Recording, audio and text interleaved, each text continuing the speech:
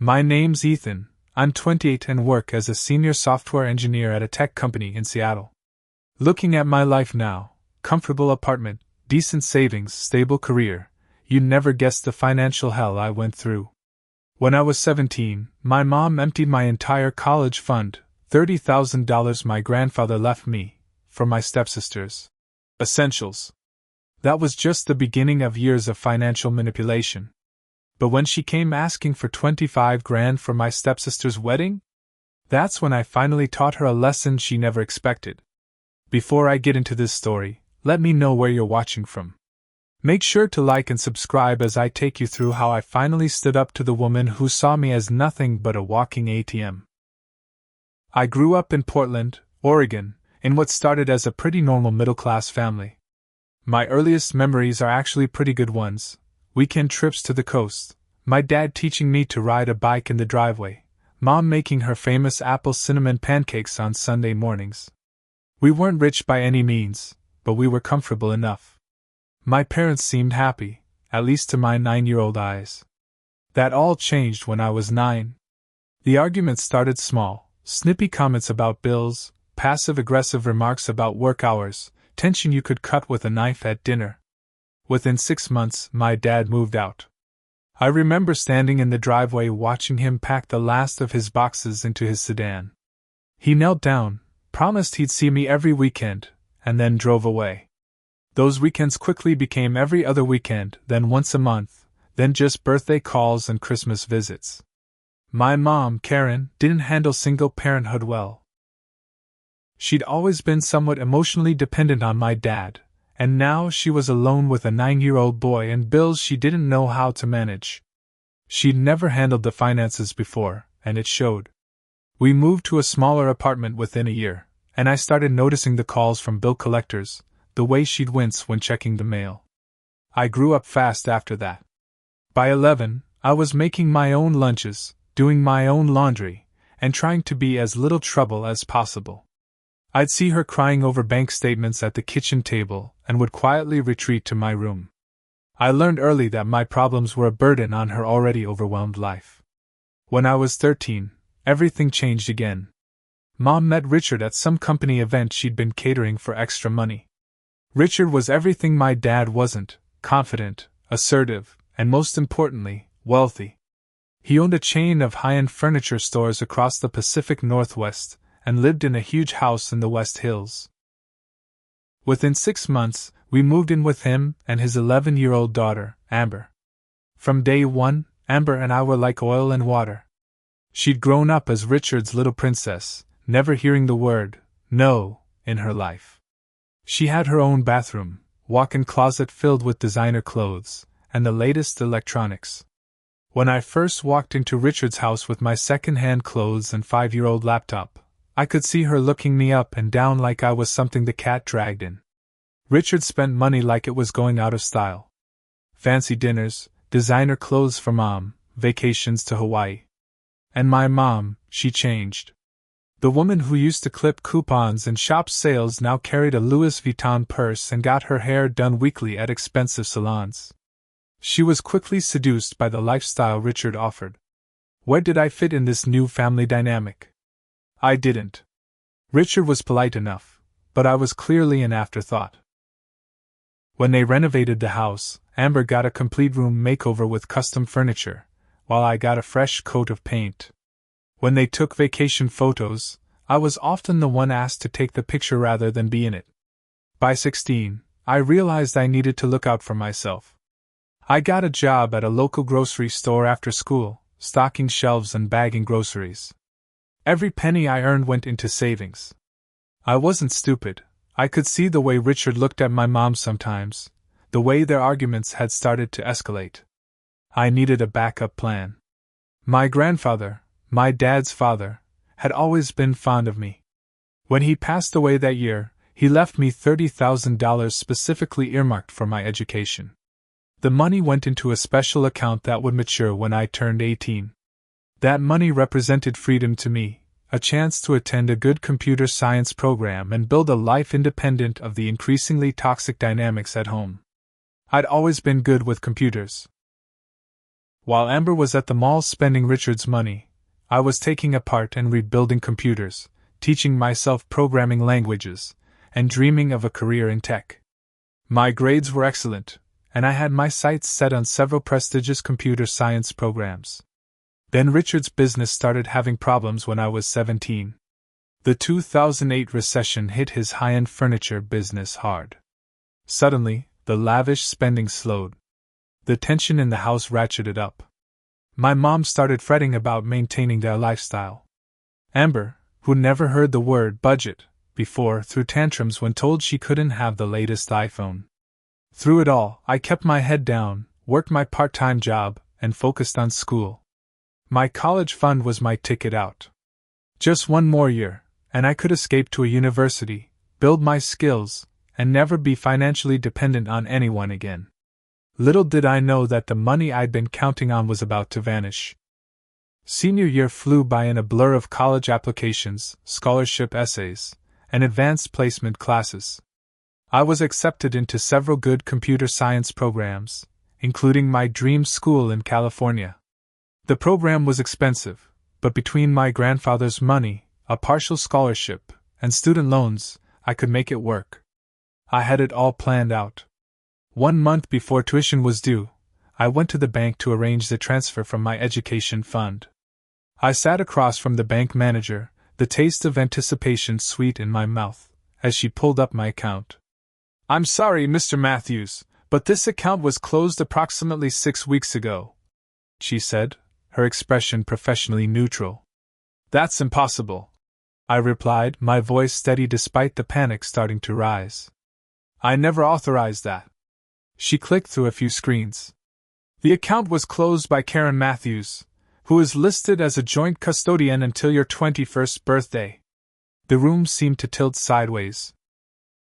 My mom had emptied my college fund. The $30,000 my grandfather had saved for my education, gone. I drove home in a daze, my knuckles white on the steering wheel.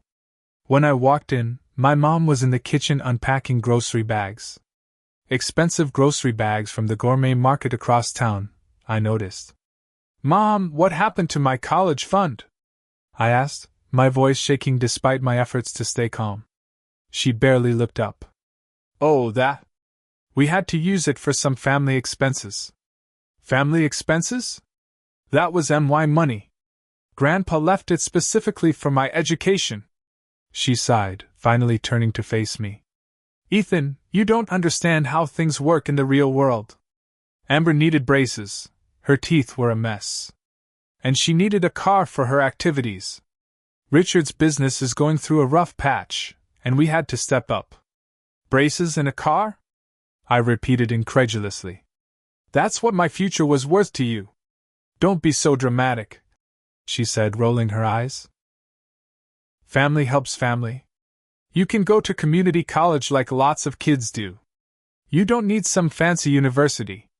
The casual dismissal of my dreams sent a wave of rage through me that I'd never experienced before.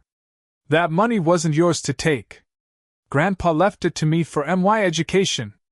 Technically, I was the custodian of the account," she said with a shrug.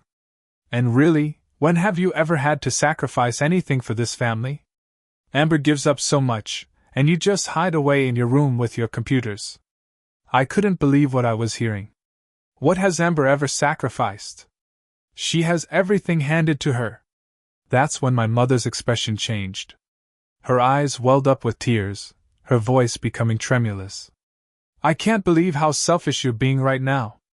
After everything I've done for you, raising you alone after your father abandoned us. Now we finally have a chance at a real family, and you're trying to ruin it with your demands." It was a masterful performance, one I'd see repeated countless times in the years to come. Turn the blame around, make herself the victim, rewrite history to fit her narrative. My father hadn't abandoned us, she'd driven him away and then limited his access to me. Richard came home during our argument, with Amber trailing behind him. She was wearing new designer jeans and typing away on the latest iPhone model. My tuition money, walking around in Prada shoes.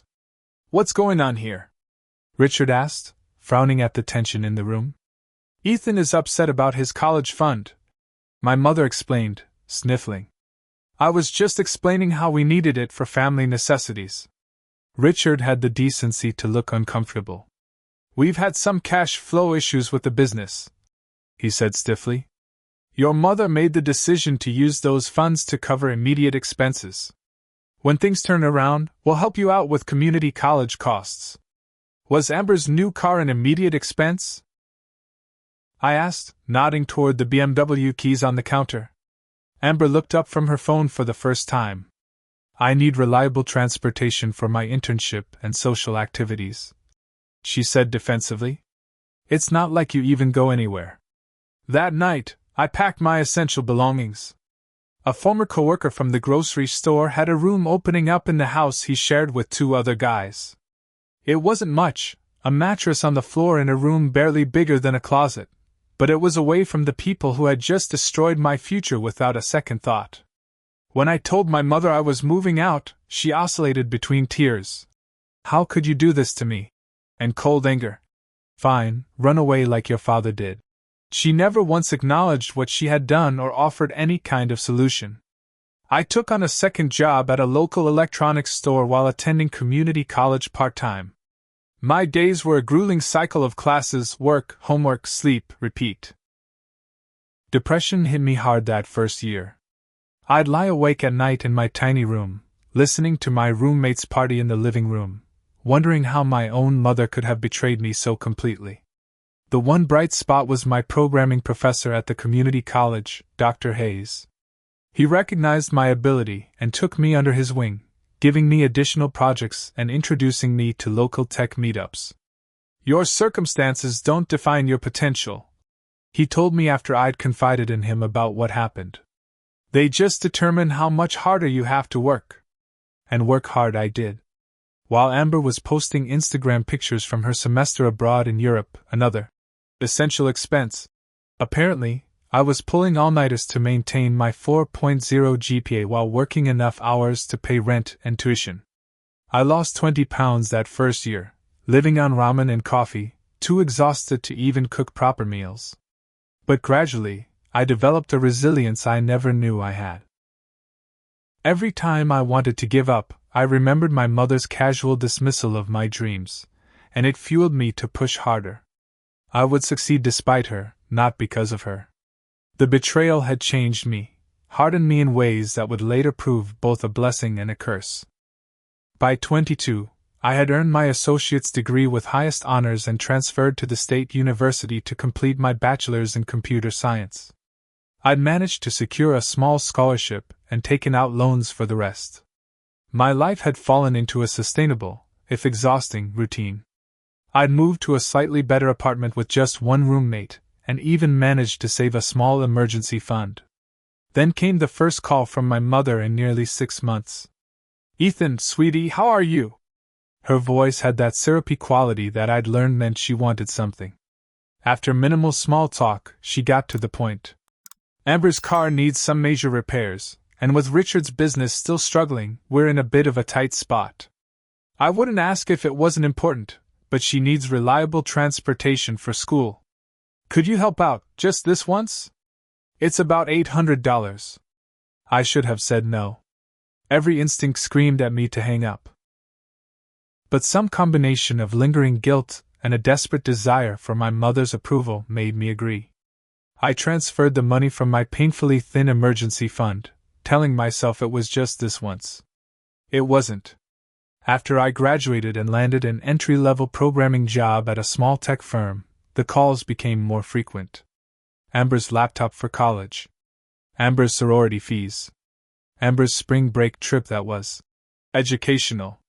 Each request came with the same emotional manipulation, the tears, the reminiscing about family duty, the promises that this would be the last time. I kept paying, partly out of habit and partly out of a twisted hope that maybe, just maybe, my mother would finally see me as worthy if I helped enough. Meanwhile, Amber's social media told the true story of where my hard-earned money was going: designer clothes, exclusive clubs, vacations with her sorority sisters. The community college student in me who had survived on ramen and worked 20-hour weekends watched in growing resentment as my stepsister lived the college experience I'd been denied. 3 years into this pattern, I had given them over $40,000, more than the college fund that had been stolen from me. The irony wasn't lost on me. I was finally paying for Amber's education after all, just not in the way my mother had originally planned. My career was taking off despite the financial drain. I'd moved to a larger tech company with better pay and opportunities for advancement. I was respected by my colleagues and had started building a name for myself in local tech circles. On paper, I was doing well for a 25-year-old. Then I met Jessica at a tech conference. Smart, funny, and refreshingly direct, she saw through my carefully constructed exterior to the anger I still carried. After we'd been dating for a few months, she was at my apartment when my mother called with another request. I went through my usual routine, initial resistance, followed by grudging agreement after my mother's emotional onslaught. When I hung up, Jessica looked at me with a mixture of concern and confusion. "Why do you keep doing this?" she asked. "She stole from you, and now you're just giving her more money voluntarily?" "It's complicated," I said defensively. "She's still my mother. Being a mother is more than biology, Ethan. From what you've told me, she's never acted like a mother to you. She's acting like a parasite." Her words stung because they contained a truth I wasn't ready to face. I'd created elaborate justifications for my mother's behavior and my own compliance. Jessica's outside perspective cut through them all. "What happens if you say no?" she asked simply. I didn't have a good answer. The truth was, I'd never really tried. There had been token resistance, but I'd always capitulated in the end. The thought of truly standing firm filled me with anxiety. What if my mother cut me off completely? What if I lost the last remaining connection to my family? As dysfunctional as our relationship was, the thought of being entirely alone terrified me. Jessica's questions planted a seed, though. I began to look more critically at the patterns in our relationship. I realized that my mother only contacted me when she wanted something. There were no calls just to check in, no interest in my career achievements or personal life. When I'd gotten a significant promotion the previous year, my announcement had been met with an immediate request for money for Amber's summer internship housing. I started keeping a spreadsheet of every penny I'd given them since that first car repair. The total made me physically ill. Over $40,000. Money that could have made a significant dent in my student loans, provided a down payment on a home, or built a substantial investment portfolio. The next time my mother called asking for money for Amber's graduate school application fees, I tried setting a boundary for the first time. "Mom, I've helped out a lot over the years, but I need to focus on my own financial goals now," I said, heart pounding. What followed was a masterclass in manipulation. First came shock. "I can't believe you're being so selfish." Then guilt. "After everything we've done for you." Then medical concerns. "My blood pressure has been so high lately, this stress isn't good for my health." And finally threats. "If you can't help your family in their time of need, maybe we don't need to stay in touch." I caved. Again. But something had changed. The illusion that I was helping my family out of love rather than fear and obligation had been shattered. I could now see the manipulation for what it was. Jessica was right. This wasn't a mother-son relationship. This was financial abuse, plain and simple. As my resentment grew, so did my determination to eventually break free. I just needed the right opportunity, the right moment to finally stand firm. Little did I know that my mother was about to hand it to me on a silver platter. At 27, I was promoted to senior developer at my company. The substantial salary increase allowed me to finally purchase my first home. Nothing fancy, a modest 2-bedroom condo in a decent neighborhood, but it was mine. After years of renting, having a place that belonged to me represented security in a way nothing else could. Jessica and I had been dating for nearly 2 years by then, and while we didn't live together officially, she spent most weekends at my place. One Sunday afternoon, as we were relaxing after painting the second bedroom, the doorbell rang. I opened the door to find my mother standing there, smiling broadly. It had been nearly 8 months since I'd seen her in person. "Surprise!" she exclaimed, pulling me into a hug I didn't return. "I was in the neighborhood and thought I'd stop by to see your new place." My mother had never just been in the neighborhood. In all the years I'd lived on my own, every visit had an agenda. Still, I let her in, watching warily as she explored my condo, making excessive compliments about every feature. "Oh, this kitchen is just gorgeous! You always did have good taste, even as a little boy," she gushed, running her hand along the standard-issue countertop that came with the unit. "Remember how you used to help me bake cookies on weekends? We were always so close." We hadn't baked cookies together since I was 8, and we'd never been close, in the way she was implying.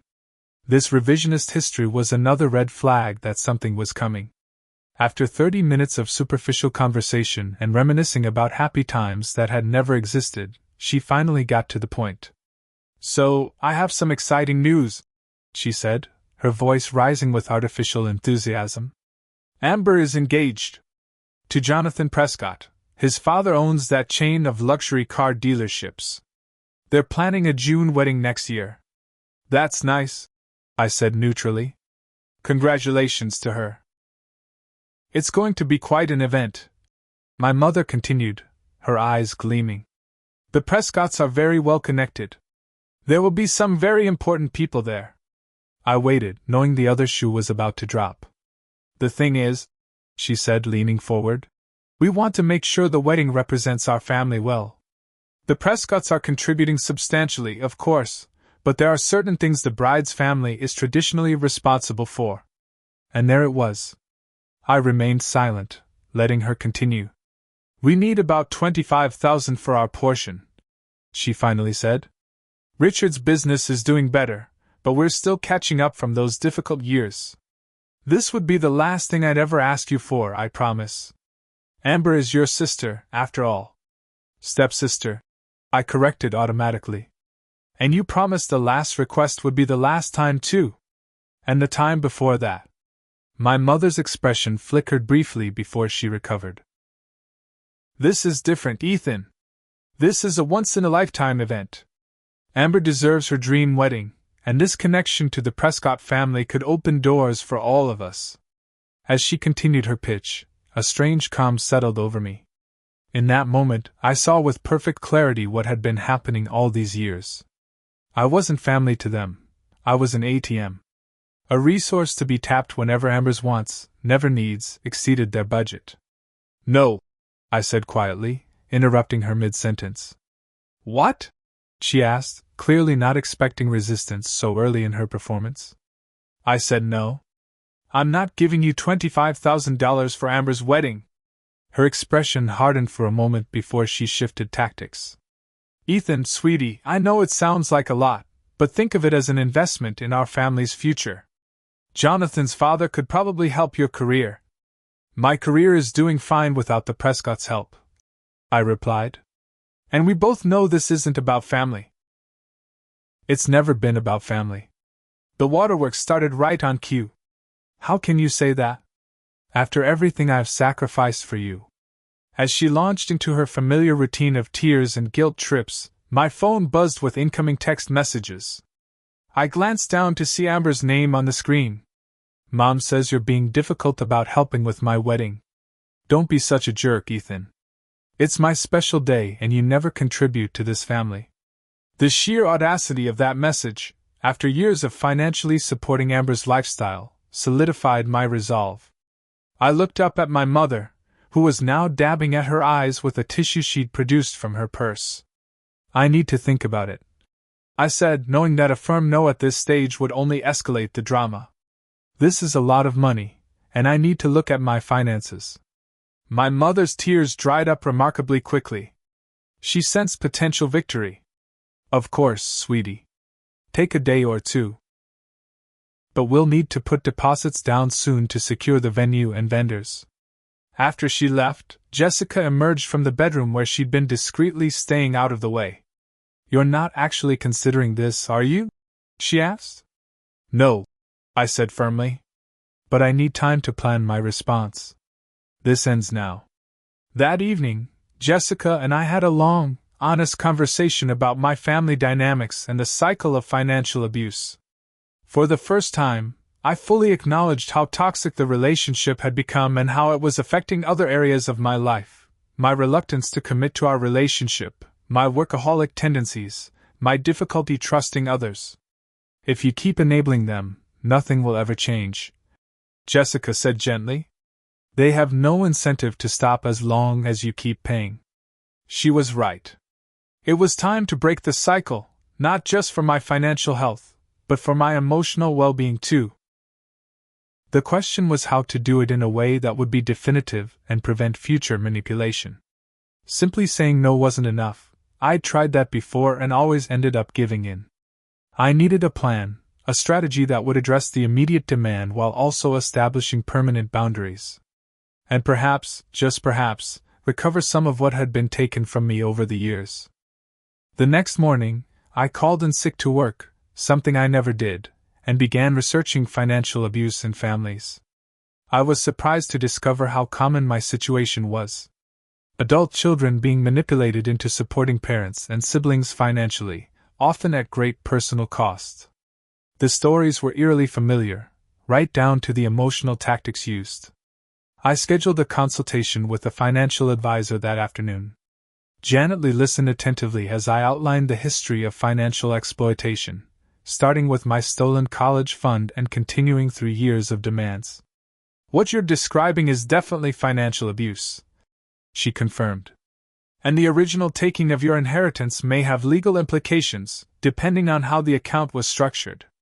She advised me to gather all documentation related to the original college fund, account statements, the terms of my grandfather's bequest, any communications about its intended purpose. She also suggested creating a comprehensive record of all money given since then, with dates, amounts, and stated purposes. Even if you choose not to pursue legal action, having this documentation will strengthen your position when you establish boundaries, she explained. My next stop was a consultation with a lawyer who specialized in family financial disputes. Mark Ramirez reviewed my situation and outlined my options. The college fund situation is complicated by the time that's elapsed and the fact that your mother was a custodian on the account, he explained. However, if your grandfather's will specifically designated those funds for your education, we might have grounds for a civil claim of misappropriation. He advised that a lawsuit would be expensive and emotionally draining, potentially taking years to resolve. Sometimes the threat of legal action is more effective than the action itself, he suggested. Many of these situations can be resolved through formal mediation or a structured repayment agreement. Armed with professional advice, I spent the next week building my case. I requested records from the bank where my college fund had been held. I combed through years of bank statements, documenting every transfer to my mother or payments made on Amber's behalf. I saved text messages, emails, and voicemails that demonstrated the pattern of manipulation. What emerged was a startling picture of systematic financial exploitation.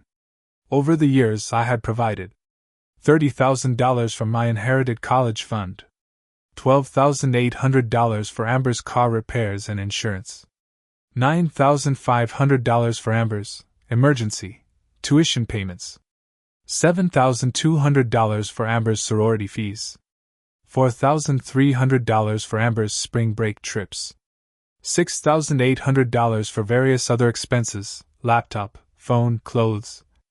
The total came to over $70,000, money that had been taken or extracted from me since I was 17. Seeing it quantified in black and white strengthened my resolve to end this cycle once and for all. I created a formal document outlining 3 options. 1. A structured repayment plan for the full amount, with monthly payments over 5 years. 2. Legal action to recover the misappropriated inheritance and subsequent financial exploitation. 3. Complete severing of all ties and public disclosure of their actions to extended family.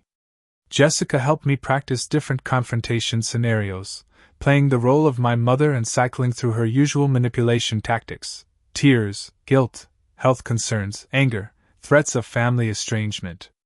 We practiced until I could maintain my composure and stick to my boundaries regardless of the emotional weapons deployed against me. The key is to remember that her emotions are not your responsibility. Jessica coached. When she cries or gets angry, that's a tool she's using because it's worked in the past. You don't have to pick up the emotional burden she's trying to hand you. I chose a public coffee shop for our meeting, neutral territory where dramatic outbursts would be constrained by social pressure. I arrived early, selecting a table in a quiet corner with enough privacy for our conversation but still within view of other patrons. As I waited, I felt a strange mixture of anxiety and calm. The anxiety came from breaking a lifelong pattern of compliance, the calm from knowing I was finally taking control of my life. I had spent years being manipulated by my mother's emotions. Today, that would end. I spotted my mother entering the coffee shop, and my heart sank when I saw Amber trailing behind her. I should have anticipated this. Bringing reinforcements was a classic tactic in her manipulation playbook. I took a deep breath, reminding myself that I was prepared for this.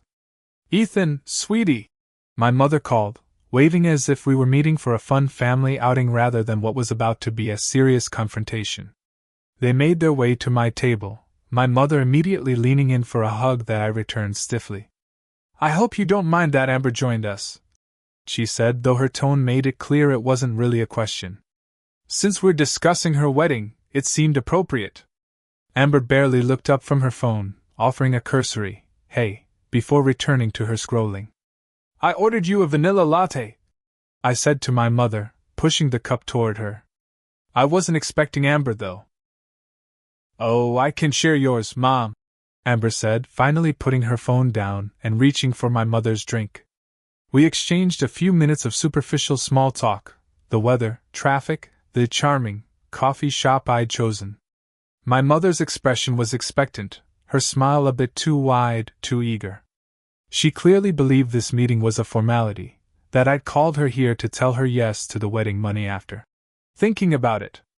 "So," my mother finally said, leaning forward with anticipation, "have you had a chance to consider our conversation about Amber's wedding?"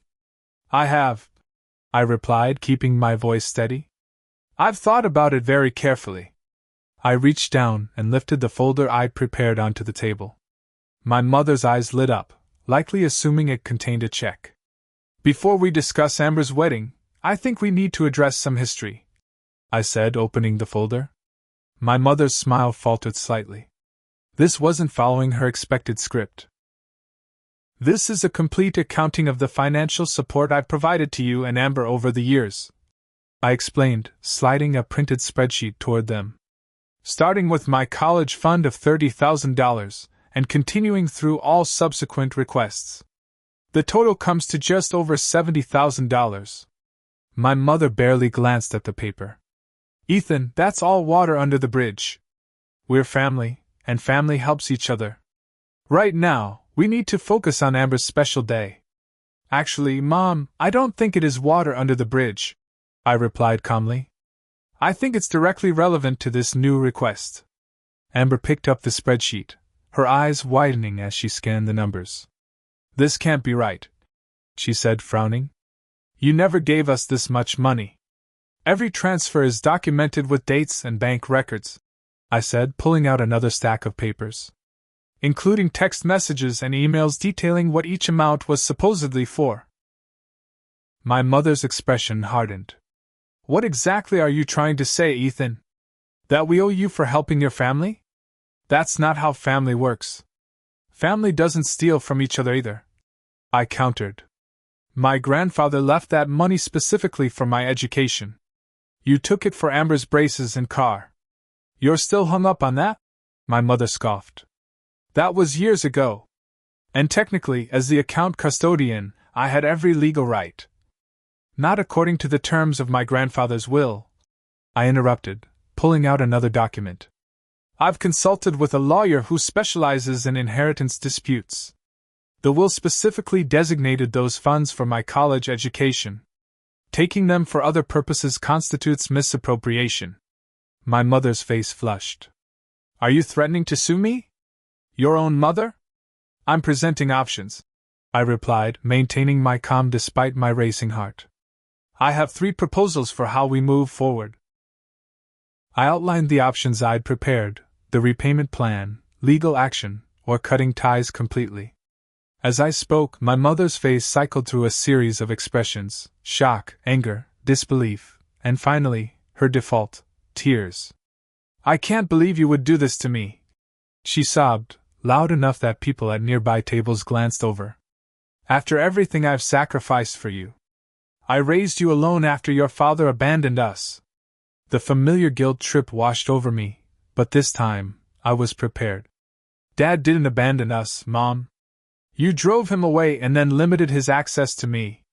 I've been in contact with him recently, and his version of events is very different from what you've always told me. This was a calculated revelation. I had indeed reconnected with my father the previous year, discovering that my mother had refused his child support in exchange for limiting his visitation, among other manipulations. My mother's tears abruptly stopped, replaced by anger. He's lying! Your father was never there for us. I can't believe you would take his side against me. A couple at the next table was now openly watching our drama unfold. My mother noticed and switched tactics, raising her voice further. Everyone needs to see how a son treats his mother who sacrificed everything for him, she announced to the coffee shop at large. I gave you everything, and this is how you repay me. I remained seated, my voice level. Mom, you're making a scene. This isn't helping resolve anything. Amber, who had been uncharacteristically quiet, suddenly spoke up. Mom, is this true? Did you really take his college money for my braces and car? My mother turned to her, flustered. Of course not. Well, not exactly. We had family expenses, and everyone needed to contribute. But I never saw Ethan contribute to anything. Amber persisted, looking confused. You always told me he was selfish and never helped the family. An interesting crack in the facade. It seemed my mother had been spinning different narratives to each of us. Let's focus on the matter at hand, I said, bringing the conversation back to my proposal. I'm not interested in blame or arguments about the past. I'm interested in resolution. I slid a formal repayment agreement across the table. This is a reasonable plan to repay what was taken, starting with monthly payments of $500. In return, I'll consider the matter resolved and maintain a relationship with the family. My mother stared at the document, as if it might bite her. This is ridiculous. We don't have that kind of money to spare, especially with the wedding coming up. Then perhaps the wedding should be scaled back to what you can afford, I suggested. Or postponed until your finances are in better order. Postpone my wedding? Amber interjected. No way. The Prescotts would think we're total losers. My mother shot her a warning look before turning back to me with a softer expression. Ethan, sweetheart, I understand you're upset about the past. But can't we put this behind us and focus on the future? On building our family relationships? This wedding is so important to all of us. Our relationship can't move forward until this is addressed, I said firmly. I'm offering a path to resolution that doesn't involve lawyers or courts. But I need acknowledgement of what happened and a commitment to make it right. For the next 20 minutes, my mother cycled through every manipulation tactic in her arsenal. More tears, guilt trips about family obligation, vague health concerns, anger, and finally threats. If you do this, you'll destroy this family, she declared. Is that what you want? To be alone? I'm not alone, Mom, I replied. I have people in my life who respect my boundaries and don't see me as a financial resource to be exploited. That's what I want in my family relationships too. Throughout it all, I maintained my position, neither raising my voice nor giving in to the emotional bait she dangled. After years of practice, she knew exactly which buttons to push, but for the first time, I wasn't responding as expected. The most surprising development was Amber's reaction. As my mother grew increasingly desperate in her tactics, Amber grew increasingly uncomfortable. At one point, she actually interrupted one of my mother's dramatic monologues. Mom, stop. This isn't helping, she said sharply before turning to me. Did you really pay for all my sorority fees and spring break trips? Mom told me those came from Dad's business account. Every penny is documented in that spreadsheet, I replied, including the text messages from Mom explaining what each payment was for. Amber looked genuinely shocked. I had no idea, she said quietly. Mom always made it sound like you never helped with anything. My mother's face contorted with anger. Amber, don't be naive. Of course he's exaggerating to make himself look good. The bank records don't exaggerate, Mom, I said quietly. A heavy silence fell over the table. My mother stared at the repayment agreement, her options dwindling. Finally, she picked up a pen. Fine. If this is what it takes to get you to help with the wedding, I'll sign your ridiculous agreement, she muttered, scribbling her signature. You misunderstand, I said. I'm not giving you $25,000 for the wedding regardless of whether you sign. This agreement is about addressing the past, not funding new expenses. Her head snapped up. What? But that's why we're here. No, Mom. We're here because I'm finally setting boundaries after years of financial exploitation. The wedding isn't my responsibility. She stood up abruptly, grabbing her purse. This is absolutely unacceptable. Come on, Amber, we're leaving. To everyone's surprise, Amber didn't move. Actually, Mom, I think I need to talk to Ethan alone for a bit. My mother's mouth opened and closed like a fish out of water. Amber! We came together, we leave together. I'll get an Uber, Amber replied firmly. I'll see you at home. After another moment of shocked silence, my mother stormed out of the coffee shop, throwing a final tearful. I can't believe my own children would betray me like this, over her shoulder for the benefit of onlookers. When she was gone, Amber and I sat in awkward silence. Finally, she looked up at me. I really didn't know, she said quietly, about any of this. Mom always told me you were selfish and never contributed to the family. That you resented me for no reason. I resented having my future stolen to fund your lifestyle, I replied honestly. But I realize now that you might not have known the true source of that money. What followed was a surprisingly candid conversation. Amber revealed that our mother had been playing us against each other for years, telling each of us different stories about the other. To Amber, I was the selfish stepbrother who refused to help the family despite my high-paying job. To me, Amber was the entitled princess who knowingly benefited from my stolen inheritance. The reality, it seemed, was more complex. While Amber had certainly been spoiled and entitled, she hadn't known the extent of my financial contributions. And some of the emergencies my mother had claimed the money was for had never existed at all. The money had gone to fund her own lifestyle as much as Amber's. I don't know what to say except I'm sorry, Amber finally said. I can't repay you right now, but after the wedding, I can start contributing to what Mom owes you. The debt is hers, not yours, I clarified. But I appreciate the acknowledgement. As we parted ways, something had shifted between us. Not friendship, exactly, but a mutual understanding based on finally seeing the full picture of our mother's manipulations. The fallout was immediate. That evening, my phone exploded with calls and messages from extended family members.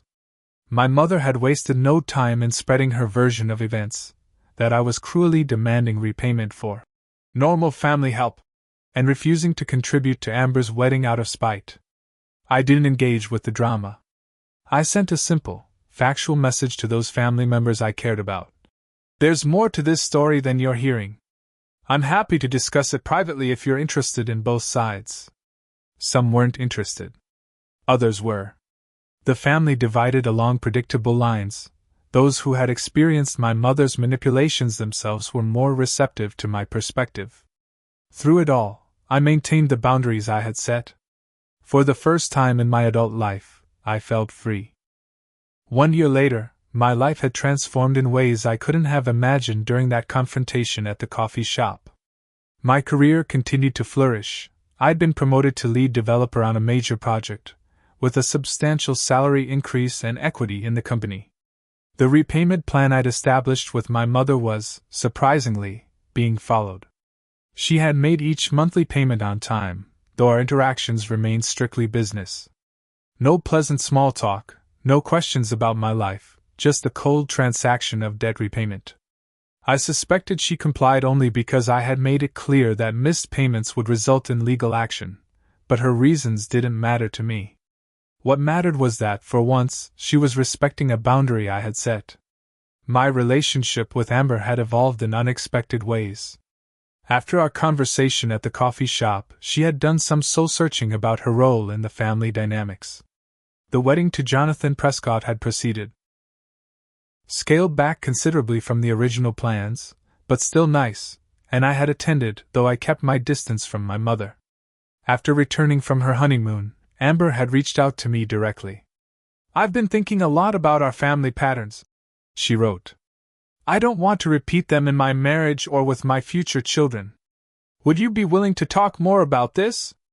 Over the following months, we had occasional coffee meetings where we compared notes on growing up with our mother's manipulation.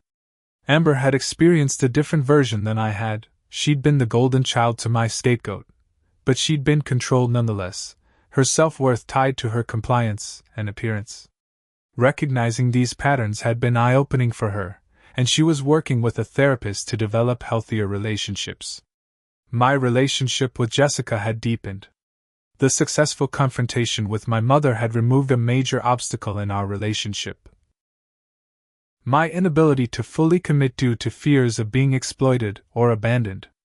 6 months after the coffee shop showdown, I had proposed. We were now planning our wedding, a small, meaningful ceremony that reflected our values rather than anyone else's expectations. The experience had taught me valuable lessons about boundaries that extended beyond my family relationships. I became more assertive at work, more honest in friendships, more authentic in all my interactions. I also developed a keen radar for manipulation attempts, which helped me navigate both personal and professional relationships more effectively.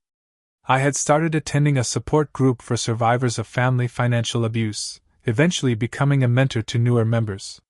Sharing my experience and the strategies that had worked for me became a way to transform my pain into purpose. I also created a financial education program at the local community center, teaching young adults about healthy financial boundaries and how to recognize exploitation. Therapy had been instrumental in my healing process. I'd worked through the childhood trauma of emotional neglect, the adolescent trauma of financial betrayal, and the adult pattern of enabling that had followed. I learned that my compliance hadn't been weakness, it had been a survival strategy developed by a child who needed to maintain connection with his only reliable parent. But what had protected me as a child had harmed me as an adult, and recognizing that distinction helped me forgive myself for the years of enabling. My mother had made several attempts to re-establish the old dynamics, emergencies that only I could help with, guilt trips about family obligation, claims that I was abandoning her in her time of need. Each attempt was met with the same calm, firm boundary. Our relationship existed within the parameters we had established, and emotional manipulation would not change that. The wedding planning with Jessica proceeded without my mother's input or interference. She had tried to insert herself early in the process, offering unsolicited advice and criticism disguised as help. I had simply thanked her for her interest and informed her that we had everything under control. When she persisted, I restated my boundary, and when that didn't work, I limited communication to discussions of the repayment plan only. It wasn't the mother-son relationship I had longed for as a child, but it was honest.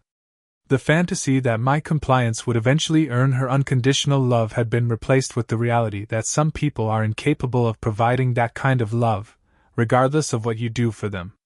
As I look back on this journey, I realized that the greatest lesson wasn't about money at all. It was about worth. For years I had tried to purchase my mother's love and approval, believing deep down that I wasn't inherently worthy of it. The true liberation came not when I stopped giving her money, but when I recognized that her inability to love me unconditionally was her limitation, not evidence of my unworthiness.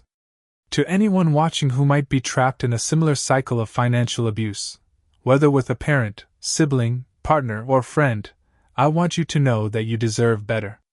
Your worth is not measured by what you provide to others. Setting boundaries isn't selfish, it's necessary for healthy relationships. And sometimes, the most loving thing you can do, both for yourself and for the person exploiting you, is to stop enabling harmful patterns. Breaking free isn't easy. It requires courage, support, and often professional help. But on the other side of that difficult journey is a life of authentic connections based on mutual respect rather than exploitation. That's what I've found, and it's what I wish for each of you. Have you ever had to set difficult boundaries with family members? What strategies helped you maintain those boundaries? Share your experiences in the comments below.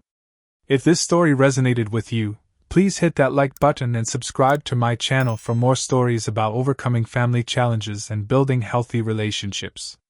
Thank you for listening, and remember, your worth isn't determined by what you give, but by who you are.